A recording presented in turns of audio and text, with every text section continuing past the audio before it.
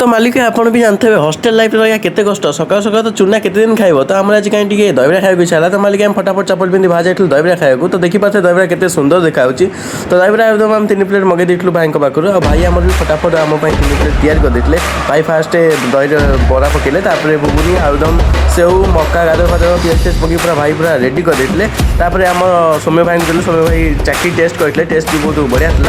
था भाई को पचारा कि भाई आम राग भाग कर दियो तो भाई आम फटाफट लंका छेची पूरा राग भाग बंद तो भाई ठिकाना जानिया भाई तो भाई परिचय देते भाई ना हूँ विनोद राउत और ये दुकान टी हूँ एसके एकेडमी ठीक आगू टी आसवे दहीबरा दुकान देखा मिले तो फ्रेंड्स मुझे आसला बेलू आम कैंटीन में रोसे भी सरलानी से तरह नना आम चिप्स छाणुले एपटे आम भात हो जाए भात डाली आउ कौन मिक्स वेज कर सब रेडी जाइए पूरा देखिपारे कैंटीन खाଇବା सेपटू बुलेला कैमेरा गुड भाई आम कहते सब आम भिडियो कर नहीं गलु पकई दो आउ देखिपारे नना नना कम भी चलाइए नना तथा मझे मत पचार टोका कौन करुचु।